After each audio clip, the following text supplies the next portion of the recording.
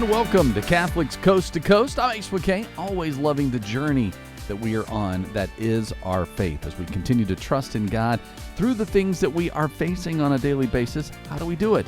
We do it together, and through that, we've got additional conversations to really help us at Podcast Central. Easy to find when you go to EWTN.com/podcast. That's there for you with over 100 podcasts to choose from. You can really find something that could really help you this week. So before we dive in, let's get into this week's Mass readings as we check in with your word on the Word. Love your enemies. Be good to those who hate you. Bless those who curse you. Pray for those who abuse you. I'm Melissa. And I'm Veronica.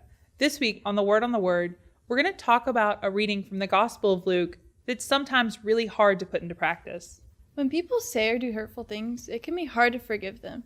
But scripture from the Sunday reminds us to be merciful even as your Father is merciful. You know, when I think about forgiveness, I always think about the Our Father, especially when we pray, "Forgive us our trespasses, as we forgive those who trespass against us."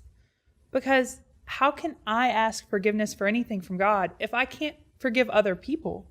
There's a line from this gospel that says, "As you wish others would do to you, do so to them." It's the golden rule. It's more than just doing something in order to make gains in your life. It's about imitating Christ.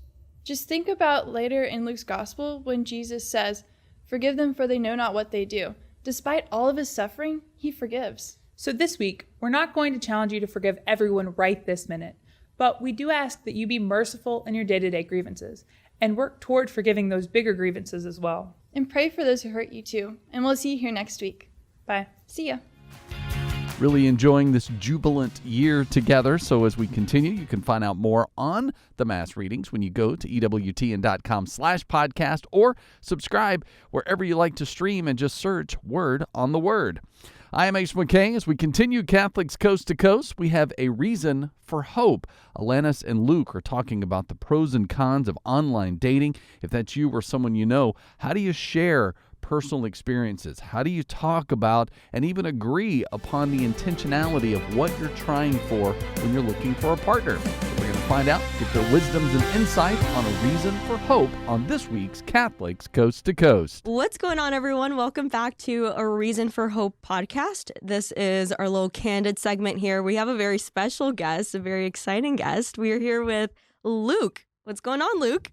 It's really great to be here. This is our Valentine's Day special, if you will. So naturally, since Luke has this charism for speaking on relationships, and he also works for Catholic Match, or has worked with Catholic Match in the past, so we felt it was very fitting to speak about this today. But what we really want to zoom into is this idea of intentional dating in a digital world. I mean, every single person who's listening to this, one can assume, is listening through some sort of media, whether it's YouTube, Spotify, etc. Unless they're in the room with me or you. It's the only way that's going to happen. Is anyone else in this room besides you three? I'm creeped out now. Bad joke, weird joke. Let's dive into some fun conversation. So let's start off with this idea of dating in a virtual digital world. First, I would love to hear about your experience, if you have any, or even just your opinions on this idea of online dating, not even necessarily through an app, but just meeting people online nowadays. For me, it's really very simple to approach. Why would somebody go to online dating? You take a step back, and it's just the simple reality of, if in your normal life of work, community, church, places that you have hobbies, gym, and a guy who loves frisbee golf, whatever. If there's nobody in those circles that is easily accessible, that you can meet in an organic way, everyone else really just gets lumped into long distance, really gets lumped into this now weird new modern space of the online dating web. And that's kind of how we're just setting the groundwork. It is a tricky place, and it is okay that it is so awkward, and we're all trying to figure this out. There are no new rules. We're the first people that are going to be navigating this space. I think even when you bring up the online dating, so many people are already unhappy. Like, it's just something that, like, the moment you say it, a lot of people have a gut visceral reaction of like, ugh, ick, I've had bad experiences. It's this gross thing. There's almost sometimes shame with it. There's annoyance that like, why the heck do I have to do this when I know so many of my friends, they had their high school sweetheart or they met somebody at work or the gym. And I want that story. I don't want to have the story where I'm finding love through online, through an app where I'm really having to work at it. And there's so many failures that I just know is going to be waiting there for me. And so just kind of setting the groundwork of like, this is just a natural product of where we are in life. There is no shame that needs to be associated with dating online.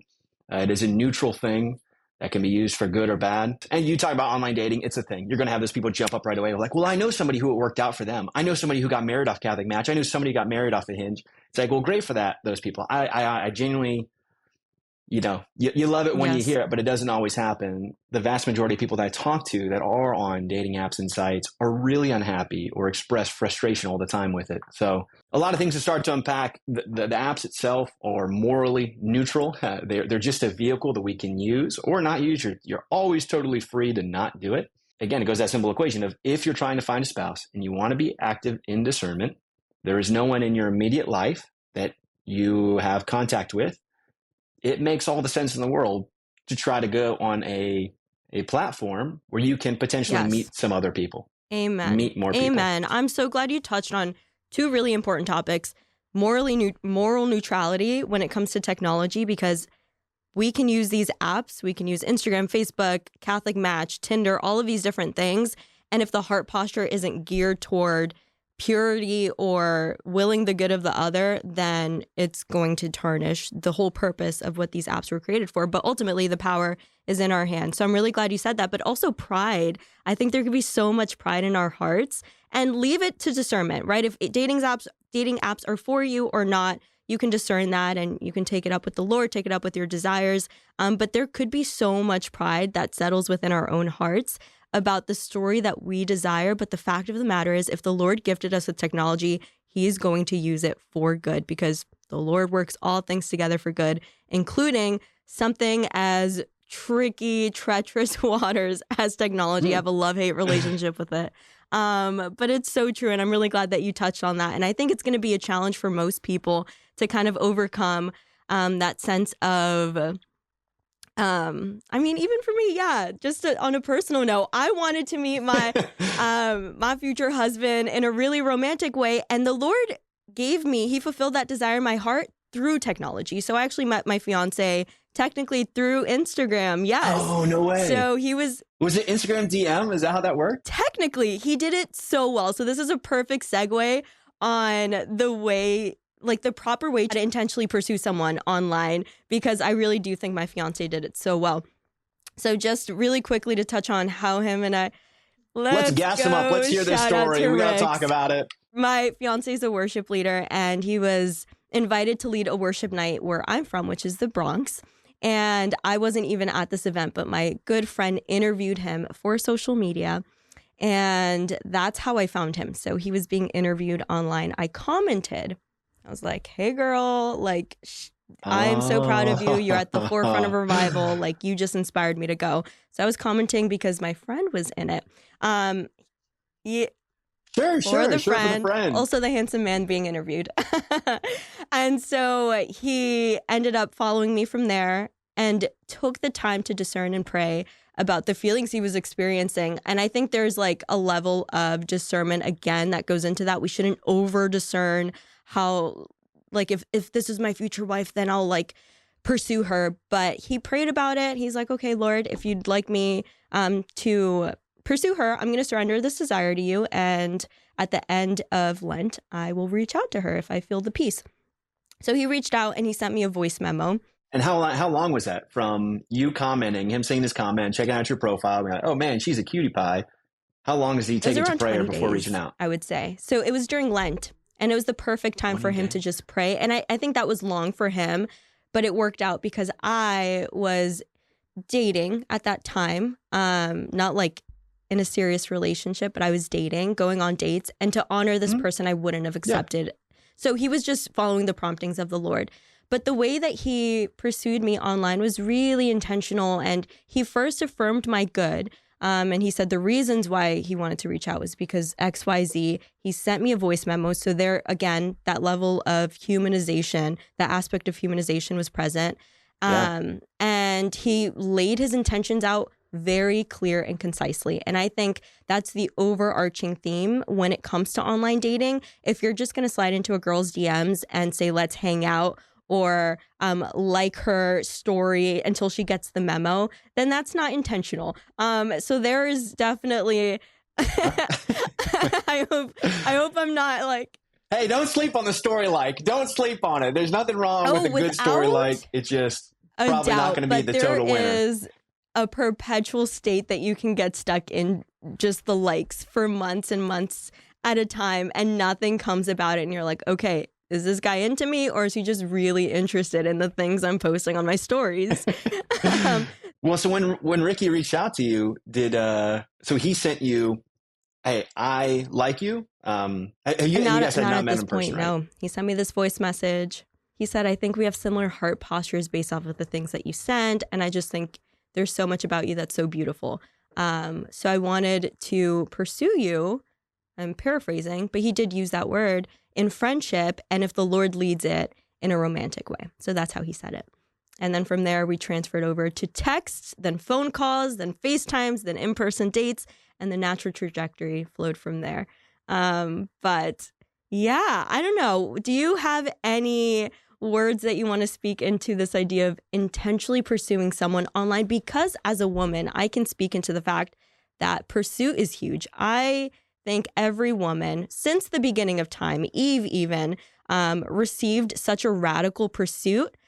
Right, that proclamation of at last, bone of my bone, flesh of my flesh. I think every woman wants to receive that. And because of social media, they may not receive it in the way that they desire. So is there any way to kind of make the risk more present or make the boldness more present when you reach out to someone, whether it's through an app or through a DM, etc.? This is a really tricky one that I don't know if voicing that desire is going to yield the results that women want, right? Because the desire, you're right. Women want to be pursued. Absolutely check. Most guys get that. And I would even say most guys want to pursue. That's just a natural course of things. Where this becomes difficult to navigate is you want to be pursued by the right person, the person that you're attracted to. And the thing is, that was risky, really risky for Ricky, because what could have happened is if you did not find him attractive, or if he had not presented himself online in such a way, like in his profile, right? I'm assuming that when he sent the message, yes, you go check out his profile and see, what is this man up to? What can I learn about him? And how does that make me feel what I can see, how he is able to publicly present himself? Let's say, just take for granted, I'm just going to assume most people are with me. Most guys, that is not a strong suit. That is not natural to men to be able to present the absolute best of themselves, that it comes naturally, that they're putting out the best image of themselves in the online space. There's like one component we could talk about is men in social media versus how women interact and how that changes our perception of the other sex. But then what's super risky is that he reaches out to you, right? Someone he has never met. And it worked out that his very intentional pursuit was received. Yeah. And then it went on from there. But you can just imagine like a woman getting a lot of intentional pursuit from somebody that easily could have been like a huge, like, whoa, you don't know me. Why are you saying any of these things? How could you possibly know my heart posture? And so this gets very difficult because it's like, okay, we're trying to balance away from two extremes here. We can't have no pursuit, or there will be no relationship. I'm not saying we alter men and women so that now women need to pursue men. I'm like, okay, I still believe that men should be the ones who are leading in relationships, leading in pursuit. Women would want to receive that. Men want to give it. So it's not like we can do away with it. But on the other hand, we are now in this new space. We are in this space where most of the time these two people have never met before. And the woman wants, right? You're saying like a woman wants to feel pursued and wants a guy to be clear in his desire for her and be intentional and like why you have these desires. But I hope you can see, like, even in saying those two things, he has to have such a firmness of intention towards you that really isn't warranted because we've never met. So the fact that I would feel that strongly towards you to give you what you desire would at the same time kind of push you away, because it's like, how do you have that? Where does that come from? And maybe it's received, and glory to God, it worked out for you. I do become hesitant. The older I get, and the more that I see, putting that out there, and it's like, yeah, that'd be really difficult. If I heard this like years ago when I was first getting on social media, I know I've made tons of blunders of like reaching out to a girl, being like way too interested in her, and I got like blocked right away. And it's fair. That's fair, ladies. Like I get it. You should have blocked me. That was dumb. And that's why I reflect on this. Of like, ooh, this is tricky now. What do you think about that? Of how would a woman receive a pursuit without it being too intense, but you want it to be serious, but you can't be too serious? And it's, again, we don't have any in-person connection, so it's really hard to say like how warranted something is. It's a dance, and it's, as you said, a perfect recipe needs to be in place. And it's like, how do I know that all of the factors are in fact in place? But a key word that you used was that it was a risk for Ricky. And I think that's what is missing in a lot of men's pursuit. Like, they're so afraid of a risk, but a woman wants to know that they're worthy of that risk because, quite frankly, it makes us feel good. It makes us feel good to know that we're worthy of of you possibly getting rejected, and that you like us enough that fear is still present. And yet you think that we are, again, just worthy enough to overcome that. And I want to also preface everything we're talking about has to deal with the realm of social media and the Instagram DM slide, because the dynamic does change when you get onto a particular dating site, Catholic Match, Hinge, Upward, whatever. Mutually. On Instagram, It's just like, I'm here just portraying my life. And I hear what you're saying. I do, because especially if someone comes at you with such a forward DM, it's like, are you basing this off of infatuation, conviction, or do you genuinely see me and know me through the content that I'm posting? And I like to think that a lot of women do post things that are true to them and authentic to them, I'd like to think. And so for someone to look through your feed and to be able to see you, or at least, it's hard to articulate, but it was almost affirming to know that he could see so much of me through the content that I was posting, because I was very true to my personality. So I guess it goes back to like, what's the content you're posting? If you're just posting photo dumps of really artsy restaurants, and someone comes at you and says, I feel like we have similar heart postures, it may be a little bit creepy and weird. It's like, okay, how did you get all of this from that? But since I post, I guess, more prayerful videos that do portray my personality, I like to think in a clear way, that would make sense. But there are factors. It's complex. You're so right in saying that, and I'm glad that you're showing both sides, because it's a dance again. And I think if everyone, it's not a carbon copy script for every single person you want to pursue, but you have to go based off of your natural conviction toward this person. And it's like, okay, not everyone is going to see someone's page and be like, I'm absolutely in love with this person. I think they're my future wife, because that would be very creepy.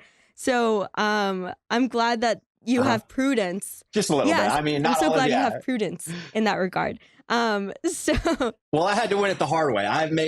I'll tell anybody, like, I've made more mistakes than most, and just trying to share some fumblings I've made, the time I've spent in reflection of like, man, why did that not work out so well? Sure. What can I learn in the future?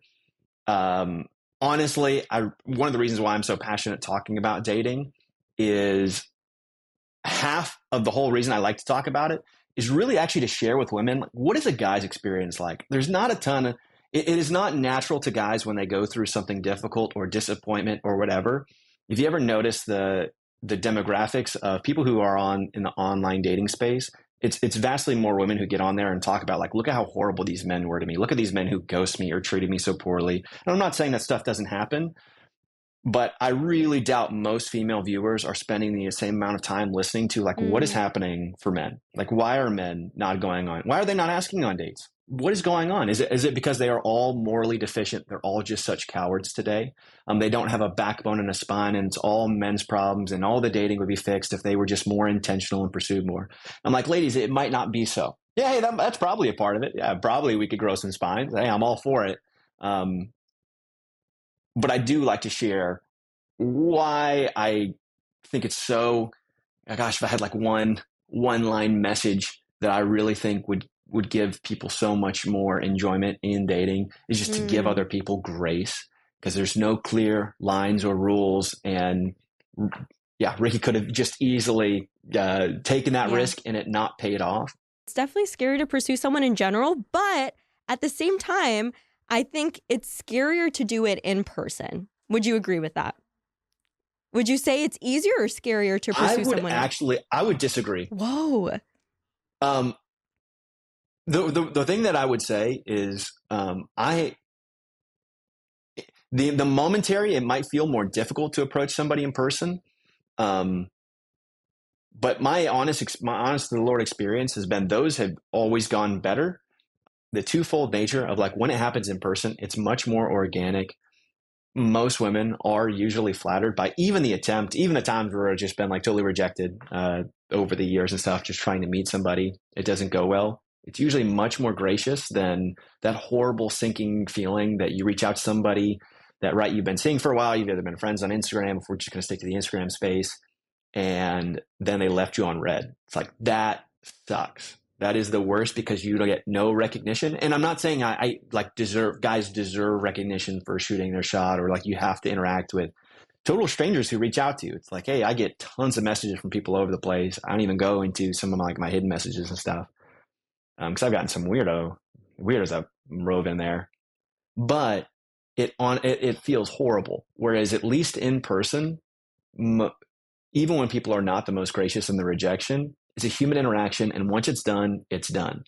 Whereas that left on red is always there, or that stupid text I sent that like keeps me up at night, and I look back on it like, why the hell did I say that? Oh my gosh, I'm throwing up at the back of my mouth. So that's what I would say. It is actually much better to just go the normal, natural route. Takes a little more courage on the front end for sure. Yeah, it's easy to write a message. Yeah, it's easy to do that. But like most things in life, doing the hard thing early on always yields greater results. So yeah, ask out in person if at all possible, 100%. This is so interesting, and it just goes to show that every single human being is so unique. And I do think that the ideal should be in person, especially if you have the means to ask this person out in person. If it's a long distance situation, I think you have no other way of reaching out other than either finding their location, which please don't do that, or reaching out via DM. I don't know why she offered that idea. Nobody take her up on that. Nobody needs to look down anybody else's location. Don't do it, guys. Please, I beg of you. Yeah, because I'll be on. There was definitely a moment when I saw someone at Mass, and then that same day received a Facebook message asking me out, and I was like, dude, you literally could have done that like an hour ago. Thank you very much. So I agree with you there. Fraternizing with the enemy. That's like one of the only like British lines I can say. Everything from Harry Potter. If it's not a Harry Potter, I can't say it. But I just wanted to throw some British thing back. That was great. Okay. Okay. So just once and for all, can you share your thoughts then? Because you've been hinting at it. So you're not a fan of online dating. It would be on. All of my analogies these days are in medicine, or the way I relate most information ties back to some sort of thing. So we'll say medical treatment. There's usually a first line option that's the best thing, and then a second line that has some side effects, and then a third line is like, you really don't want to go to this, but the other two fail. This is what we got. So dating, very simply, what's the gold standard first line? What we want to do, that aching loneliness in the heart, we want to treat it with real in-people relationships. The gold standard is to be in a friend group with men and women, that from that friendship, you develop a romantic love on top of that. That way you already have friends in common. You've seen these people in different environments. That's why the high school sweetheart thing is so great, or you've been on sports teams with somebody else. You have similar friends. So you have a support group of people that knows you, that can speak into the relationship, that can affirm this is a good choice that you guys are together. I'm not going to belabor this one. I think it's really apparent to most people. It's like that's the best case scenario that you could have. After that, it's like, okay, at most you try to expand. If it's not in your friendship circle, it's not anybody at work, not anybody, whatever. Like you try to go about in your city, try to find someone near you in your live life that is reasonable enough to meet up with through a hobby that you're interested in. A huge thing of like, okay, I love going to the gym. Have I made friends at the gym that maybe a romance can develop on top of that? Big fan of getting involved in church, serving the local needs of the church, volunteering at high school, middle school youth groups, serving the poor, pro-life causes. There's a really good chance you go start doing those things, you're going to find somebody who has the same values that you do. So that's second line. It's like, it makes perfect sense. It's kind of a no-brainer. That's what you want to do if the friendship thing isn't there. Third line with more side effects is the online dating. It's like, okay, if you still want to date, those other two things haven't worked out. You are involved in church, you're growing your prayer life, you have good friends, men and women, blah, blah, blah, blah, blah, all those things. There's no reason why you wouldn't turn to online dating. You're just trying to expand the pool of people that you can meet. We're trying to cast a wide net of people. We're just trying to meet people, develop friendships, try to grow romance. And that is how I would frame, where does online dating fit? It's that morally neutral that we've talked about. It's neither good nor bad. It is simply a tool. And I also would probably push back on the idea that you need to like pray about it a ton. It's simply a choice. It's like, if you do not like it, you do not have to use it. But understand, if you do not use it and you still want to date, you have to go out there and find people some way or the other, or not. There's really nothing else on top of that. It's not like this personal thing where God has said, for you, I would like you to online date, but for you, my daughter, like, no, no, it is not my will. It is against my will for you to go on online or try to meet people this new way, because it's so new in the human experience. It's like, that's kind of bogus. I don't really buy into that. I don't think that's the way that God works, or that we should go about discernment in such a way where it is so particular to us, and our likes and our dislikes are the same thing as God's will, that if I don't like online dating, therefore it's not God's will for me to be on online dating. So those are a few things that I would say. Of course, like everybody else, I know tons of people who have found their spouse, who have incredible relationships from online dating. So it is an option. For me, that's how I rank it. First option, second option, third line. Maybe for other people, they might arrange those things differently, but absolutely, why would you not use it? Why would you not at least make the effort? If you really want to be married, you really want to be in a relationship, this is simply a step you can take, an action you could take in discernment. Amen. Perfectly said. And if I could be so bold, truly, that was great. That was a really great description and explanation. But honestly, I think the Lord would have a very similar hierarchy, considering that he created in-person relationship in his own perfect will. Even in the garden, it points to that. If his main desire was for us to connect through social means, he would have put a computer in the Garden of Eden, and he did not. But again, he works through it, and it's a blessing in some aspects. But I think the way that you described it is so perfect. It's a vehicle for us to use. If we want to hop on that train, we can. We have free will, and the Lord is going to bless you with it. If you want to meet someone in person, then step out, be bold. And it definitely helps if you have a personality like Luke, who you seem just very charismatic, and you want to meet people regardless if it's in a romantic sense in person, and make friends out in the jungle, out in the wild. So I don't normally wander in the jungle, but if that's what it takes, if that's where I have to find my spouse, I will go to the jungle. Some may describe the dating scene nowadays as a jungle. Well, that's what I'd be super curious, as something that I'm wondering on. I try to ask girls in this modern age with the online dating scene, and most people, the statistics on dating sites, majority of people have been on them at one time. And I think the usual stories goes, you get really lonely, you download the app, you make a profile, sometimes you put more effort in, sometimes less. You scroll through things, you try to get some likes, and then you wake up the next morning hungover at your decision, then you delete it all until the next go around. So it's this cyclic phase of like download it, try it, not really, kind of half-assed, and then delete it, whatever, burn it. I'm done with that. It's all going to be in person. Oh wait, there's nobody here. I got to get back on. And again, the cycle goes. It sounds personal. And a little bit too much about that cycle. Yeah. No, it's 100%. I've been there. I'm in a phase right now where it's like, yeah, I'm on it. I'm trying to make the moves, and it's really understandable because it's like so low commitment. Well, I can tell about my experience, but the question was going to be for you with, why do you think so many girls are so unhappy with all the options that they could have, of all the guys that they could date, whether it be on these Christian dating sites like Upward, whatever?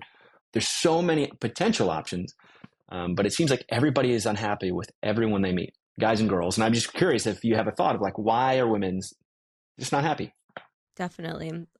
Just a personal tidbit here. I've never been on an online dating site, but I tried something called Catholic matchmaking. Have you heard of such a thing?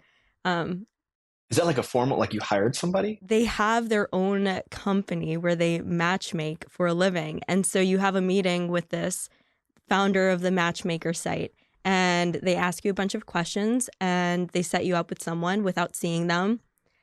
What is this website? Genuinely don't remember. It'd be good if you went on there, because I do think that there's a huge portion or sample size of women who are going to these, but not too many men.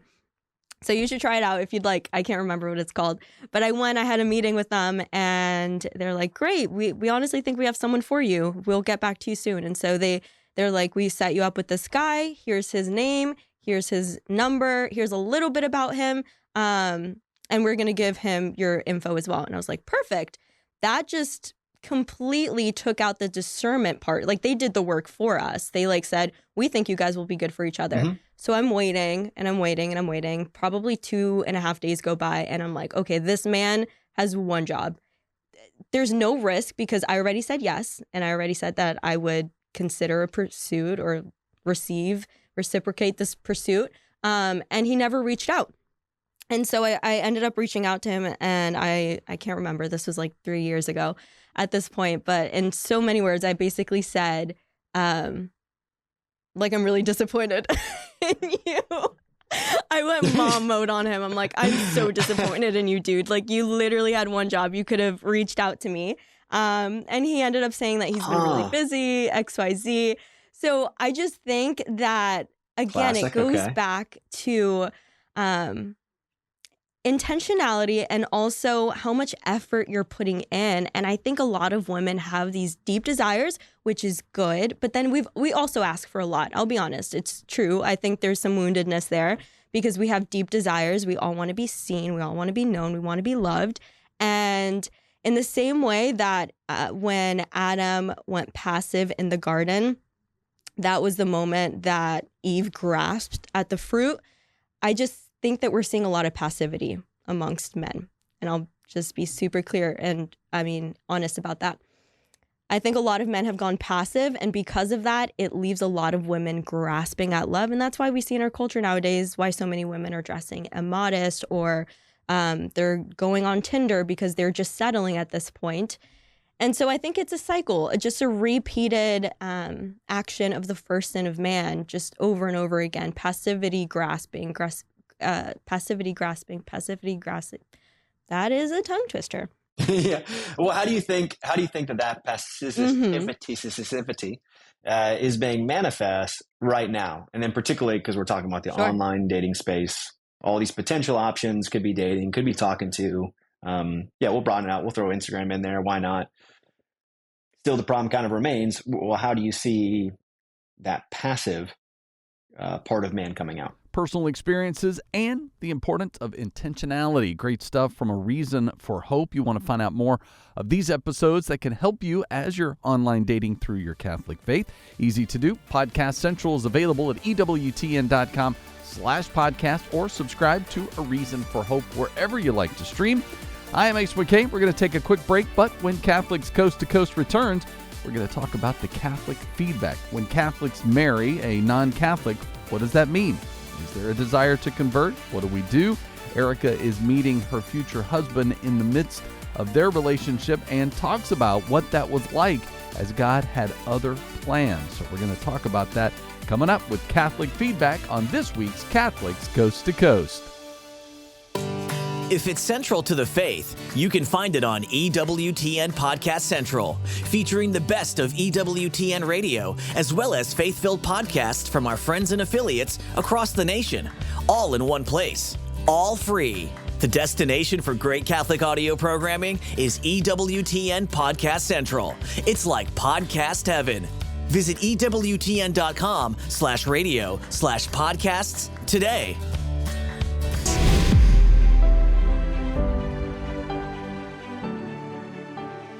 Hey friends, welcome back to the channel. I'm so excited to have an incredible interview for you here today with someone who is from my own town, my own parish. I'm very excited to introduce her to you.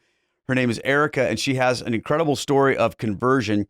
I first got to know Erica maybe a year and a half ago when I met her after Mass one day, and she told me she had just come into the church. And then I heard her give her story in our parish a few months back, and I thought, this is an interview that I want to bring to everybody, because many people always want to know, how do you deal with a mixed marriage of a Catholic and a non-Catholic? And that's the situation that Erica came from. Spoiler alert, she was the non-Catholic, and we're going to hear all about her amazing story. So welcome, Erica, to the channel. I'm so thankful you are here today. Thank you, Keith, for having me. Absolutely. So just a little bit of a background on you. You were raised as a Lutheran right here in the great state of Iowa. Yes, I was. And I have to say, thank you for having me here to your beautiful studio, first of all. And no one is more surprised to be here than me. I bet. Truly. So thank you for having me. I never thought I would be Catholic, let alone to be here telling my conversion story. So thank you for having me. Yes, I was raised here in Eastern Iowa in Cedar Rapids in a Lutheran family, specifically Missouri Synod Lutheran. I don't know if you're familiar with it's that pretty church. Hardcore Lutheran. It is, yeah, it is. But that's all I ever knew. That's what I grew up in. And in fact, I come from, I guess I'll say, a very long line of Protestants. My parents were both Lutheran. I have Presbyterian ancestors. My great-grandparents were Quaker. And even looking at some ancestry in my family, some of my ancestors actually founded the Baptist Church in New England. So to say that I come from a long line of Protestants is probably an understatement. But I have to say, I'm very thankful for my upbringing. I learned a lot about the Bible in the church that I grew up in. I learned a lot about God. And I learned a lot from my parents. They taught me in their own way how to love others the way that Jesus would. So I just have to say I'm very thankful for the upbringing that I had. My parents ended up sending me to a Catholic high school. Really? Yes.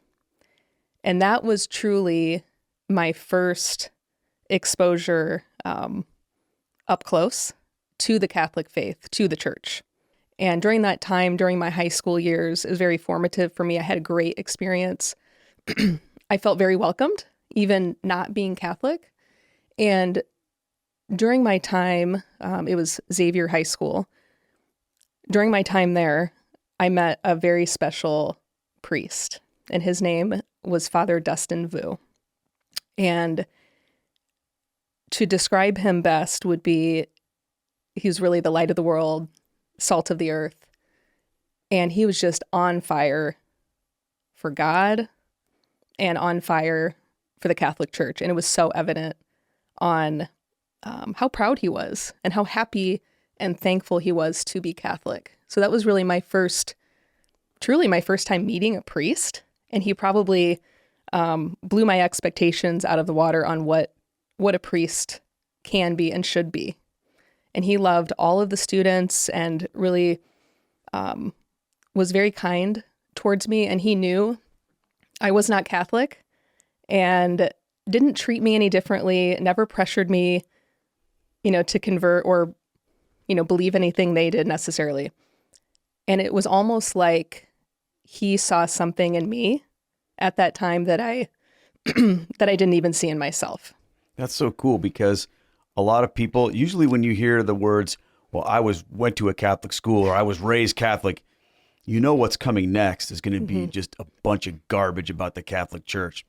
So to hear you say that even though you came from a long line of Protestants, going to a Catholic school was a positive thing for you and you met an amazing priest, that's so encouraging to hear, because we all know about all the bad stories you hear about Catholic schools and about priests.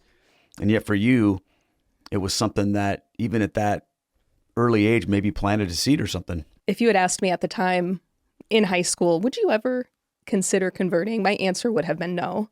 But looking back now, I'm able to see that there were seeds being planted at that time, and the Holy Spirit even then was moving within me for my eventual conversion to the Catholic faith. Well, we're going to get into that. But like when you were growing up, was your faith important to you? I mean, because some people come from a long line of Protestants, but it's really no different than people who say, well, I come from a long line of Catholics, but it may or may not mean that they had a personal faith or that it was really a part of their life. Was that your experience? Did you have like a personal faith growing up? I did. It was always very important in our family. We attended church pretty much every Sunday. Sunday school was a big part, of our life. I attended confirmation classes. In our church, it would have been in 8th grade, you're confirmed.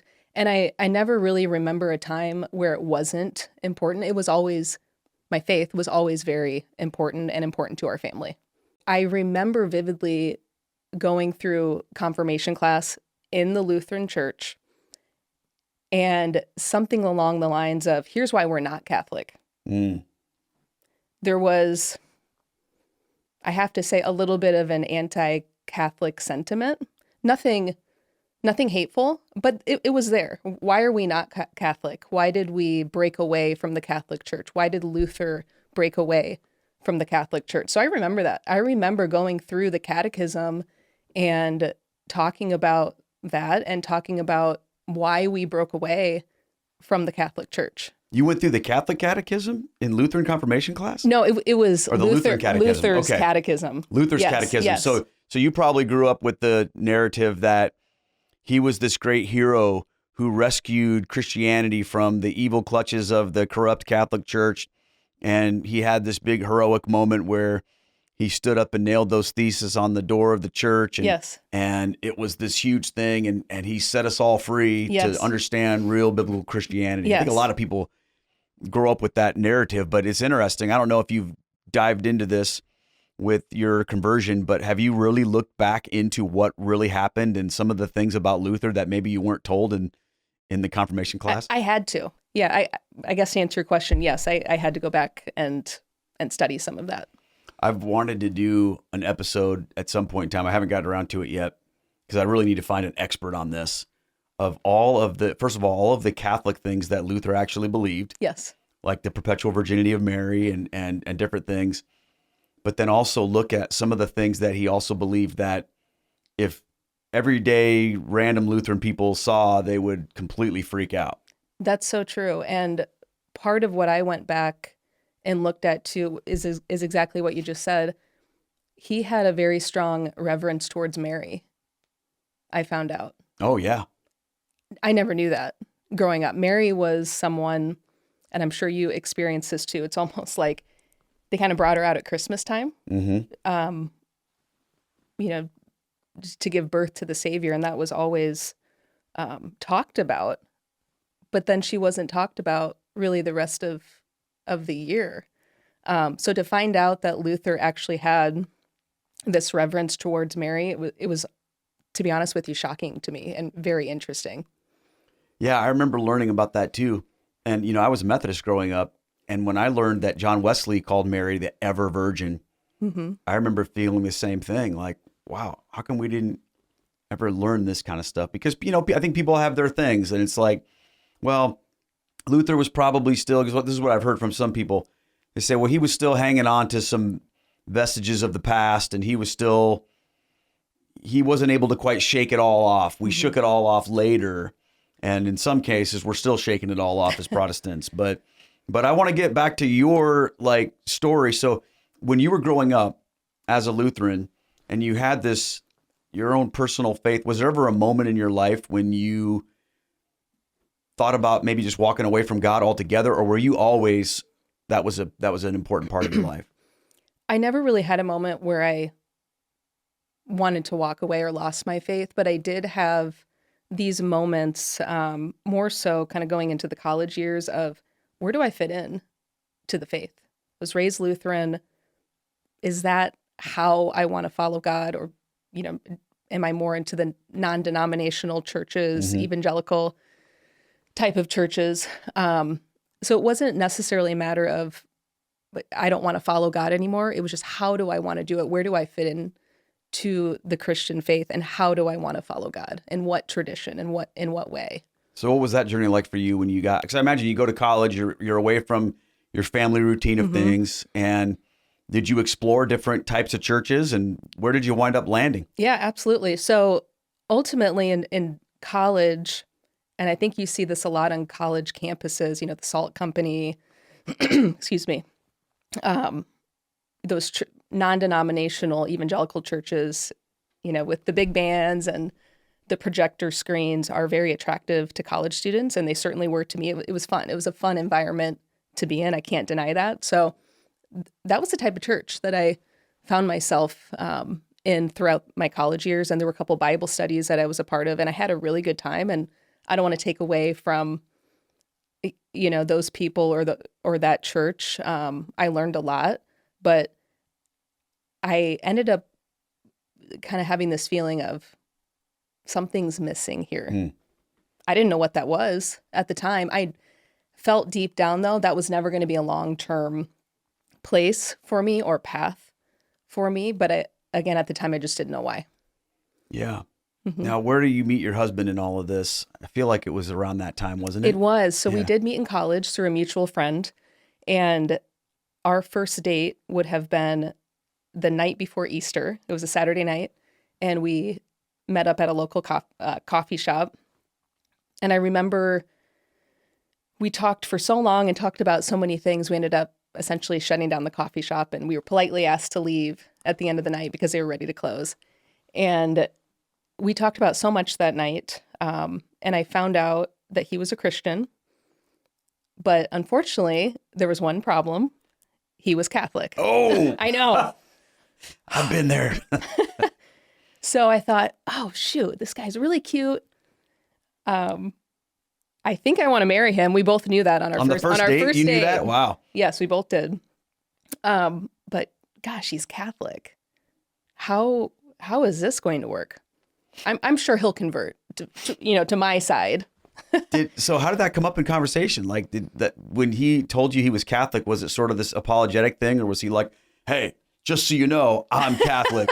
It was somewhere in between. Okay. It was somewhere in between. He's never been apologetic about it or shy about it. But the more I got to know him as we were dating, and he shared more about his Catholic upbringing, his mom was not Catholic. His dad was. And they made a decision to raise him Catholic and his sisters. So he shared more about that with me. And he went to church every single Sunday in this beautiful, small country church every Sunday, and sat in the same pew with his grandma Lucille and his grandpa Harry and his dad and his sisters every Sunday. And I found out, again, as I got to know him more, how much that meant to him and how much of an impact his grandparents, specifically his grandma, had on his faith journey. His grandma Lucille, and unfortunately, I never had the chance to meet her, she loved the rosary. That was huge to her. And she was actually his sponsor for his first communion, which I thought was really interesting. And, growing up, I didn't have a first communion, so I got to learn a little bit about that. But I remember asking him, why did you choose her, of anybody, to be your sponsor? And he said to me, without hesitation, I will never forget, she was the most faithful person I have ever met. And I realized that something special was there in his heart with his Catholic faith. Wow. but you still were like, I need to convert this guy. I need this. Did you Well, think? of course.